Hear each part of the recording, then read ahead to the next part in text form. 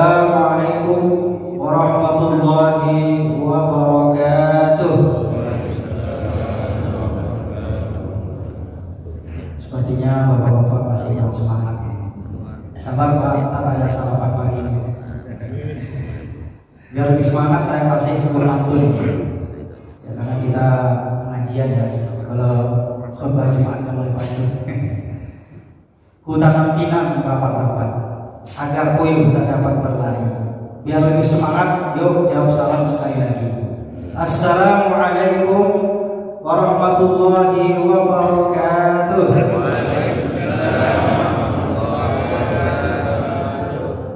Alhamdulillah, alhamdulillahi rabbil alamin, wa bihi nasta'in wa ala umuri dunya waddin.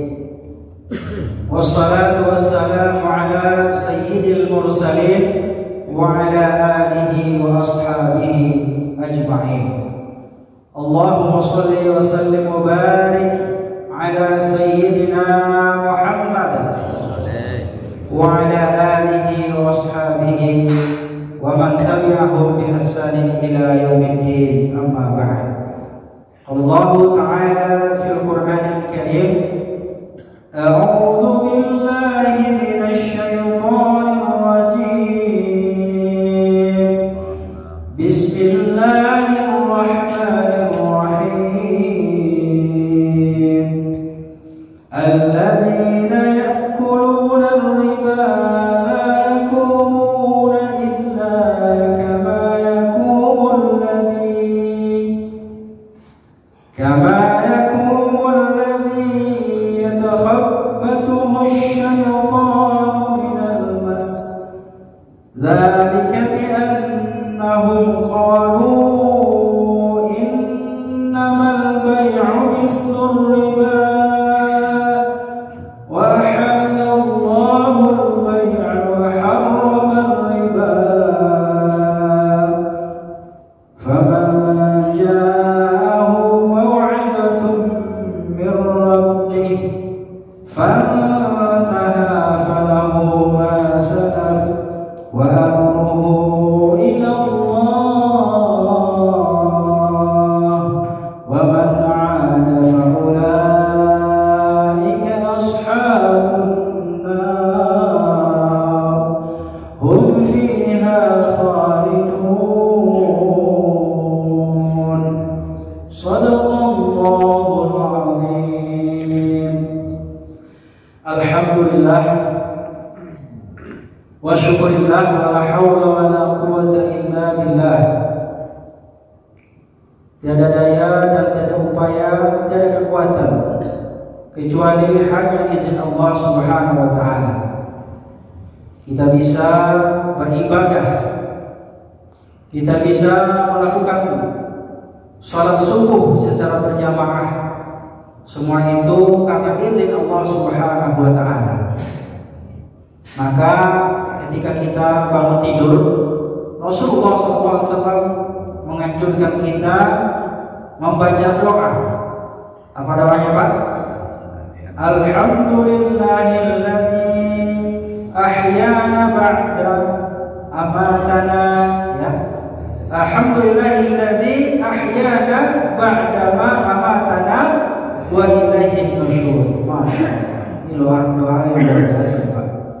Jadi maka perlu kita baca, karena kita bersyukur kepada Allah, karena sampai saat ini, sampai pagi ini, detik ini kita masih diberikan kehidupan oleh Allah Subhanahu wa ta'ala. Ba'dama amatana, setelah kita mati. Jadi sebenarnya tidur itu mati Pak. Ya. Wa ilaihin nusyur, dan kepada Allah lah kita akan kembali. Jadi bersyukur kita. Setiap hari itu sebenarnya kita mati. Ya. Kita bisa tidur lelap, nyenyak, itu mati sebenarnya. Coba deh kalau lewat gitu sampai nggak bangun-bangun lagi ya Pak ya. Udah lewat, nggak ada wassalam tuh. Tiba-tiba Pak itu muadzin ngumumin gitu pagi-pagi, innalillahi wa inna ilaihi raji'un, kan gitu ya. Masya Allah. Jadi kita bersyukur pada pagi hari ini kita masih diberikan kehidupan oleh Allah Subhanahu wa ta'ala.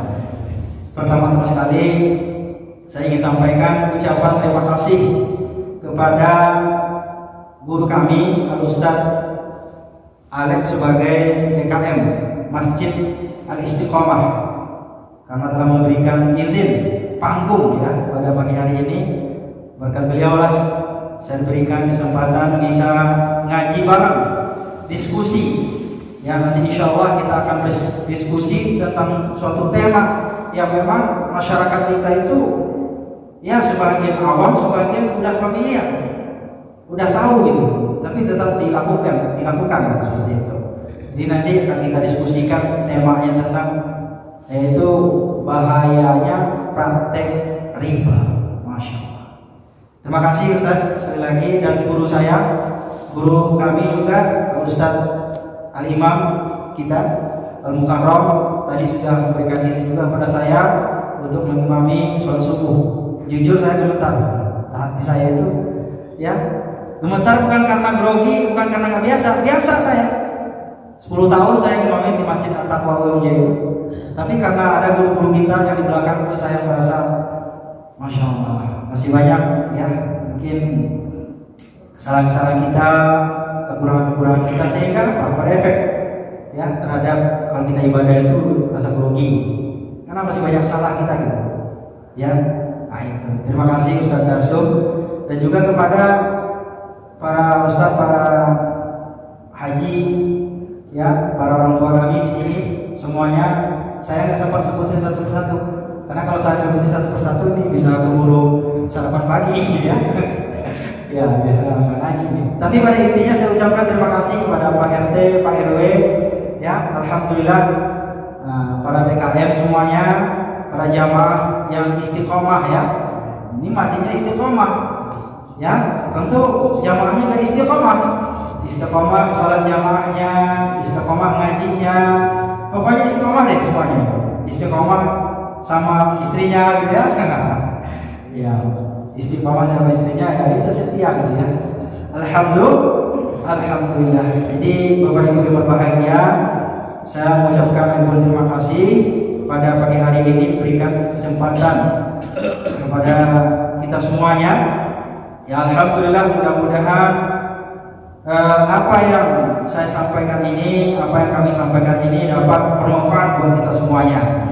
Jadi mudah-mudahan apa yang menjadi harapan kita di Masjid Al-Istiqomah ini terwujud, ya terwujudlah hendaknya. Dan tentunya kita berharap kepada Allah Subhanahu Wa Taala, kita selalu diberikan perlindungan oleh Allah Subhanahu Wa Taala, diberikan umur yang panjang, diberikan kesehatan, diberikan pertolongan, diberikan perlindungan, dan juga tentunya diberikan ya diijabah semua permintaan-permintaan dan permohonan-permohonan kita.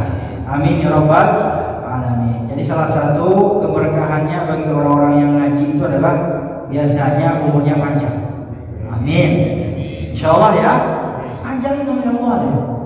Ada orang yang ibadahnya itu taat, pendek umurnya, ada juga. Supaya apa? Supaya nanti gak buat dosa kan gitu ya. Nah tiba-tiba udah meninggal, padahal kemarin masih ketemu salat subuh gitu ya, masih ketemu gitu ya. Ada orang kagak mati-mati gitu ya, nah, udah banyak dosanya gitu ya, gak pernah sholat, gak pernah Jumat gitu ya, banyak bikin dosa gitu ya, pekerjaannya itu tidak pernah yang bermanfaat gitu, tapi umurnya panjang gitu. Itu sebenarnya Allah tuh ngasih kesempatan supaya bertobat gitu. Jadi jangan ngira, saya kan masih muda, saya kan sehat-sehat aja gitu ya. Jangan ngira gitu ya. Kita sehat hari ini, besok udah nggak ada, ya kan? Nah, jadi oleh karena itu kita bersyukur kepada Allah Subhanahu Wa Taala masih bisa ngaji bareng di Masjid Al-Istiqomah. Mudah-mudahan kita tetap istiqomah dalam menjalankan ketaatan kepada Allah Subhanahu Wa Taala. Karena istiqomah itu berat. Istiqomah dalam beribadah itu berat. Istiqomah dalam ketaatan itu berat. Jadi ya sama beratnya dengan melakukan ibadah-ibadah lain. Istiqomah ke masjid, istiqomah dengan perbuatan yang lain juga sulit, ya, sama gitu ya. Jadi banyak manusia itu kadang-kadang tidak mengambil kesempatan. Jadi kita yang mengambil kesempatan itu. Ada waktu kita ambil kesempatan. Jadi mudah-mudahan ya kita diberikan kesempatan oleh Allah Subhanahu Wa Taala. Amin ya rabbal alamin. Kita bersyukur ya alhamdulillah. Yang kedua, salawat dan salam marilah wa sallim wa barik ala sayyidina Muhammad wa ala ali sayyidina Muhammad. Kita berselawat atas baginda Rasulullah sallallahu alaihi wasallam. Ya, Rasulullah adalah uswatun wa qudwatun hasanah. Uswatun wa qudwatun hasanah. Laqad kana lakum fi Rasulillahi uswatun hasanah.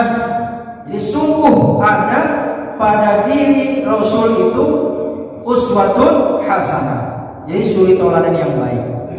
Jadi kalau kita ingin bahagia, Bapak dan Ibu, tentunya ibu-ibu juga ada ya. Ya. Alhamdulillah, kalau kita ingin bahagia dunia dan akhirat, maka ikutilah baginda Rasul. Tauladanilah dia, tirulah cara dia, bagaimana dia berkata, bagaimana dia bersikap, ya kan? Dan juga bagaimana dia berkeluarga. Ya, kalau ngikutin Nabi berkeluarga pasti yang kepikir poligaminya baru ya. Maka itu semuanya gitu ya. Bagaimana dia bermasyarakat, bagaimana dia berbangsa dan bernegara, bagaimana dia sebagai leader, pemimpin di masyarakat dan juga pemimpin dalam perperangan. Jadi Nabi itu semuanya jadi contoh buat kita semuanya. Ya.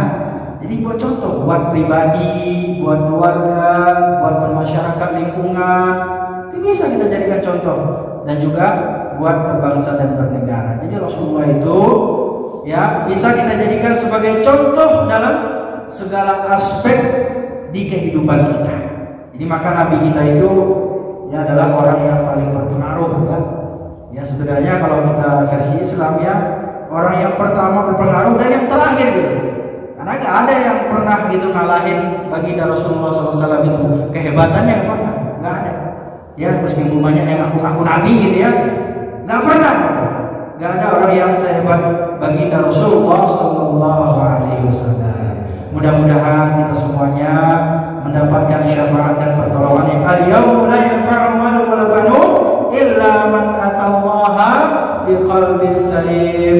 Pada hari ini tidak berguna harta, pangkat, jabatan, anak, istri, semuanya kita tinggalkan. Kalau kita tinggalin, kita yang tinggalin, begitu ya.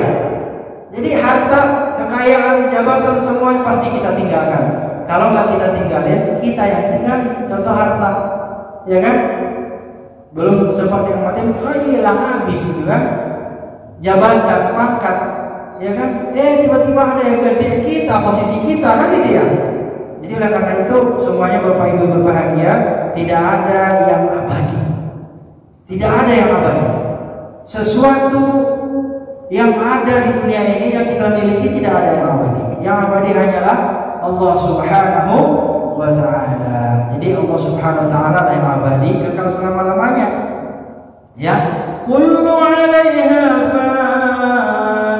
Setiap segala sesuatunya fana ya. Jadi binasa, hancur, berakhir. Wa yabqa wajhuk dzul jalali wal ikram. Jadi yang kekal abadi itu hanya Allah Subhanahu wa ta'ala yang maha mulia, insyaallah. Mudah-mudahan dengan kita duduk bersama-sama menjelang syuruk ya, karena ada sunnah syuruk. Jadi kita disunahkan juga 2 rakaat. Nanti kalau udah ada nit itu syuruk, waktu syuruk itu. Jadi biasanya ya di tempat-tempat lain kalau subuh itu saya ngaji pasti udah bunyi itu udah tanda syuruk pada sholat sunnah itu. Ya, itu disunahkan. Memang ada ya dalilnya tidak boleh ada sholat setelah sholat subuh. Ya, kalau kecuali ketika masuk sholat syuruk. Habis sholat syuruk setelah itu sepenggalaan masuklah sholat duha, ya kan? Ya, nanti setelah duha habis ujung zuhur, kan gitu ya. Habis asar. Jadi sebenarnya kita itu hidup itu antara waktu ke waktu, benar nggak? Antara waktu ke waktu, antara waktu subuh, waktu zuhur, waktu asar, waktu maghrib, ya kan? Waktu isya habis selesai. Jadi kita itu sebenarnya hidup itu cuma antara beberapa waktu saja gitu, antara waktu ke waktu. Jadi beruntunglah orang-orang yang senantiasa menggunakan dan memanfaatkan waktu. Nah, insya Allah mudah-mudahan kita diberkahi oleh Allah Subhanahu Wa Taala. Sekali lagi terima kasih saya ucapkan dan mohon maaf ini kepanjangan ya mukadimahnya, karena ini pertama nih saya diberikan kesempatan ya, sedikit saya memberikan informasi dan terkait diri saya. Nama saya Adi Mansah ya, panggil aja Pak Adi ya, mungkin juga ada namanya Adi di sini. Pak Adi, saya dosen di Universitas Muhammadiyah Jakarta, dosen ekonomi Islam.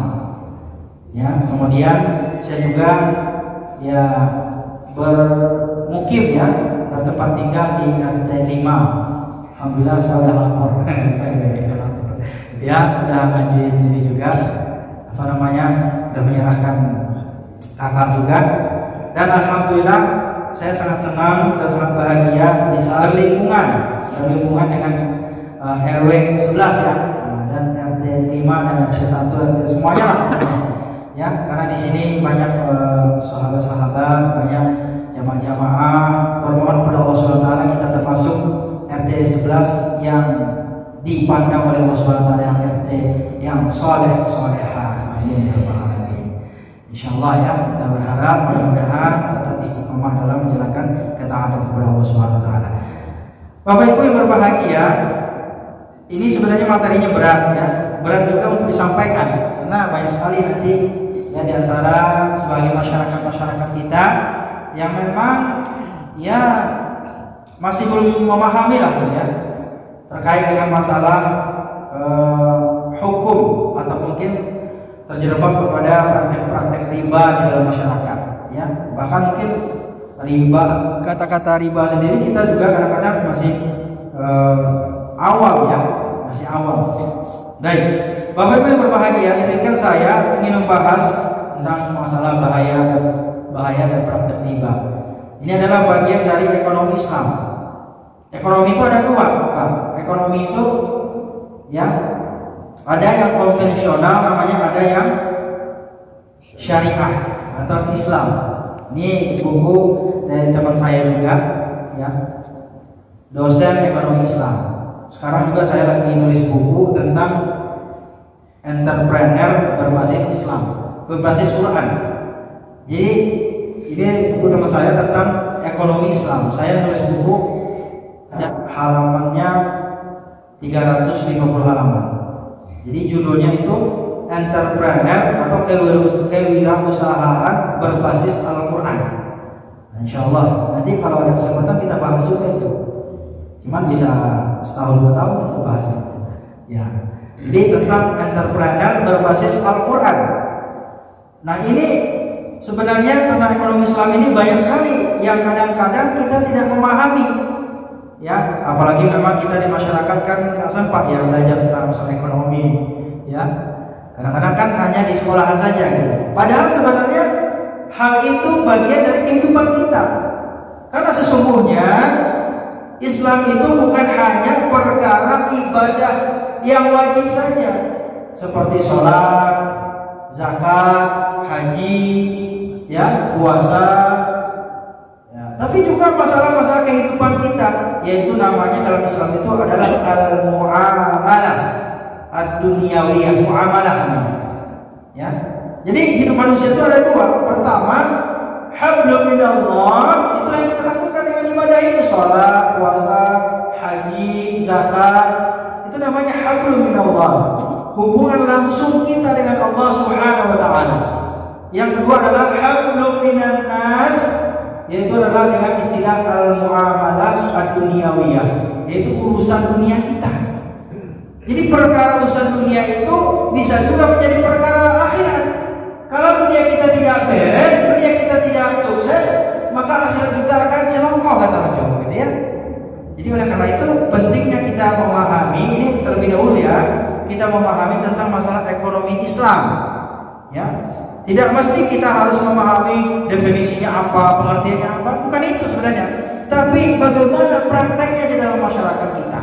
Nah inilah pada kesempatan malam subuh hari ini kita akan bahas tentang bagaimana bahayanya riba, praktek riba di dalam masyarakat kita. Kira-kira Pak RW, riba itu apa sih? Pernah dengar nggak? Dengar ya? Riba itu kalau bahasa umumnya itu biasanya orang menggunakan istilahnya bunga, gitu ya, bunga. Ya, Namanya bunga itu kan pasti mekar. Itu bahasa lain rentenir. Gak apa-apa. Ada lagi yang lain? Bang keliling. Singkatannya bangke gitu ya. Serem amat ya namanya. Apalagi yang lebih asli lagi? Lintah darah, Masya Allah. Berarti kan udah paham tuh.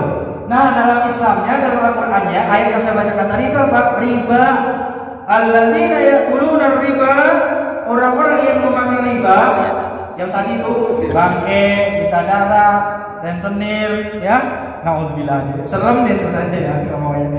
La yakumuna illa kama yakumul ladzi yatakhabbathu asyaitanu minal mas.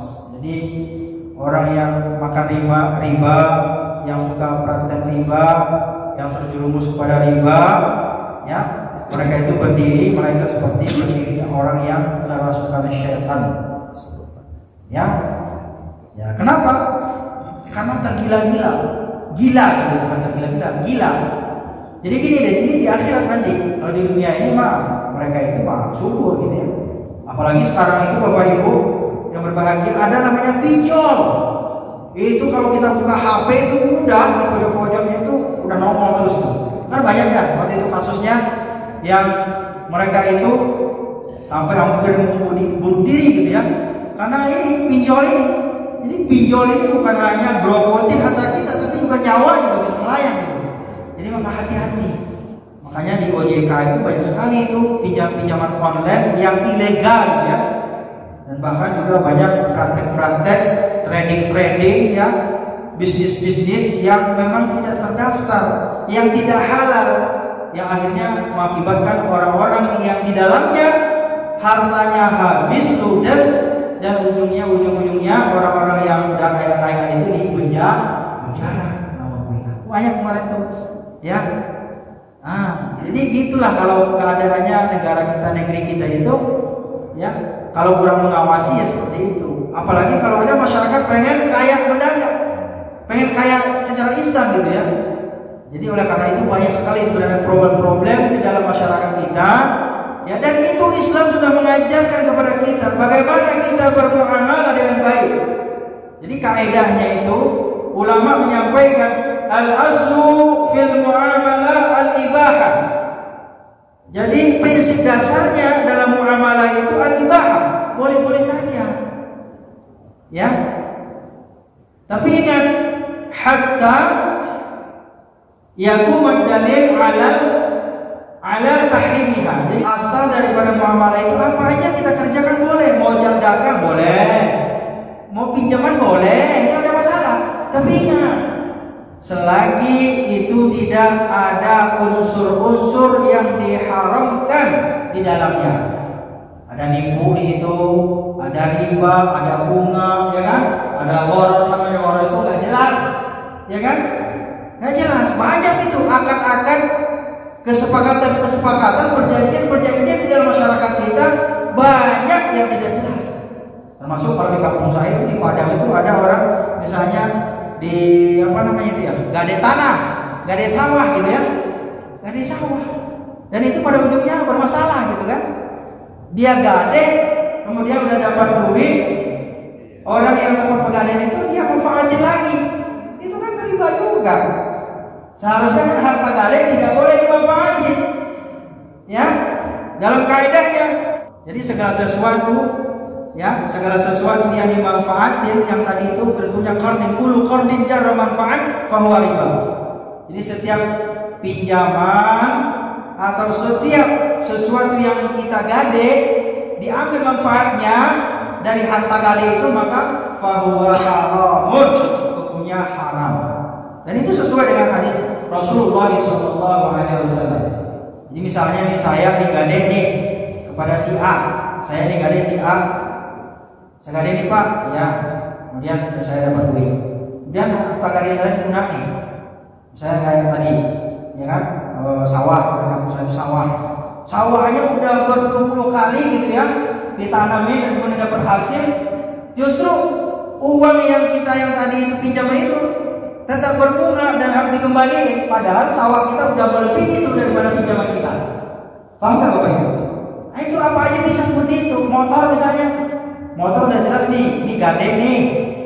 Kecuali misalnya dia suruh nih, misalnya ya Pak, RT, RW kalau mau pergi mana pakai aja nggak apa-apa deh, itu nggak ada masalah. Tapi kalau cuma dia gade, dia nitip, kan gade itu adalah titipan, ya, gade itu adalah titipan. Kalau kita misalnya pakai, ya, kemudian kita manfaatin, apalagi kalau misalnya diojekin lagi gitu ya, nah itu namanya riba, berguna, ya kan? Nah ini adalah Bapak Ibu berbahagia. Jadi banyak sebenarnya praktek-praktek di masyarakat kita yang semuanya itu ya termasuk kepada praktek-praktek riba, dan itu diharamkan oleh Allah Subhanahu wa taala. Kemudian dzalika bi annahum qalu innamal bai'u mislur riba. Nah, siapa yang gila tadi? Di akhirat nanti gila dia. Siapa dia? Mereka yang menganggap bahwasanya jual beli itu sama dengan riba. Beda. Akad itu ada dua. Pertama, akadnya itu yang tadi pinjaman, yang kedua jual beli. Kalau minjam itu, nah itulah kadang-kadang yang banyak bunganya tadi ada ribanya. Tapi kalau bisnis jual beli, it's okay, nggak ada masalah. Jadi itu kalau misalnya ya seseorang ingin mendapatkan keuntungan dari hartanya, maka hartanya itu harus menggunakan akad jual beli atau bisnis. Misalnya Pak RW mau bisnis dengan saya nih, Pak RW punya duit misalnya 1M, nah Ustaz nih kita bikin apa nih, misalnya gitu ya, nah, mana tahu benar ya. Jadi ngajak kalian sama bisnis, ya kan?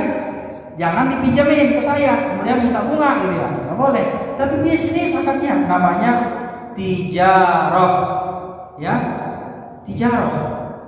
Nah ini boleh, atau al-ijarah. Ya, jadi akadnya akdul tijarah atau akdul ijarah. Jadi bisnis. Kalau bisnis boleh, namanya nanti ujungnya bagi hasil, ya kan gitu ya, bagi hasil. Jadi bapak ibu yang berbahagia, banyak sekali kadang-kadang kita uniknya gitu. Kalau misalnya bagi hasil, ada lagi yang ekstrim nih. Dia udah tanam modal, kalau untung dia sama pengen untung, kalau rugi dia nggak pengen rugi, kan gitu ya? Kan pengennya seperti itu. Kalau dalam Islam tidak seperti itu. Kalau misalnya akadnya dia bisnis, al-ijarah, kalau untung sama dibagi untung, kalau rugi ya sama-sama rugi. Tapi pemodal nggak mau begitu, kan gitu. Nah, ini udah beda lagi, banyak sebenarnya masalah-masalah yang harus kita selesaikan dan harus kita luruskan. Ya Bapak Ibu berbahagia. Ya itu yang pertama mengenai masalah apa? Masalah riba. Sampai sini ada yang mau ditanyakan Bapak Ibu? Pak RW? PRT? Ya Ustaz. Ya. Kalau titipan? Ya. Seseorang misalnya nitip atau gade nih. Iya. Kalau nitip nggak ada masalah. Sebenarnya mau gade mau nitip tergantung kepada akadnya. Omongannya apa? Gitu kan gitu ya. Kadang-kadang kan kita kan cuma nitip doang, main pakai aja. Rusak pura-pura nggak tahu, ini masalah lagi. Ya, kalau misalnya seseorang itu nitip barangnya atau kendaraan atau apapun lah, yang tentunya barang itu bisa dimanfaatin kan gitu ya. Biasanya kan orang yang nitip pun kadang-kadang tahu diri juga, masa udah dititipin nggak ngasih jasa atau apa gitu ya. Biasanya pasti ada omongan. Omongan itu bisa diartikan sebagai akad dari awal. Ya, misalnya nih saya nitip motor saya, silakan kalau misalnya Pak Haji mau ke masjid, mau ke pasar, atau silakan dipakai, dijaga dengan baik, anggap aja motor sendiri, tapi jangan dijual ya, gitu ya. Ya, tentang sendiri, dianggap sendiri ya dijual, gitu juga. Jadi apa artinya? Itu tergantung omongan atau akad di awalnya. Kalau nitip silakan. Makanya kalau kita biasanya kalau kita misalnya suka ngejawab gitu ya, pasti ini nitip doang atau gimana? Ya kan gitu ya. Biasanya suka respon gitu ya. Ya udah kalau Pak Haji mau kemana silakan dipakai. Jadi tergantung omongannya. Bicara dari awalnya itu bisa dinamakan juga sebagai akad dari awal. Itu yang pertama. Kalau misalnya itu tadi gade, nah itu lebih ekstrim lagi. Karena gade itu kan ya seseorang kan menitipkan, dan bahkan gade itu kita wajib menjaga supaya hartanya itu tidak rusak. Ya, hartanya itu tidak rusak. Tapi sayangnya di praktek-praktek gade sekarang itu harta banyak yang rusak. Motor-motor. Jadi sampai rusak, sampai bulukan, sampai nggak dirawat gitu. Ya, dan bahkan saya pernah juga dulu, karena dulu saya bisnis mobil gitu ya, saya pernah beli mobil yang sudah tidak berfungsi lagi di pegadaian, ya di suatu tempat gadai lah gitu ya. Nah itu kenapa? Karena ini pemiliknya nggak mau lagi.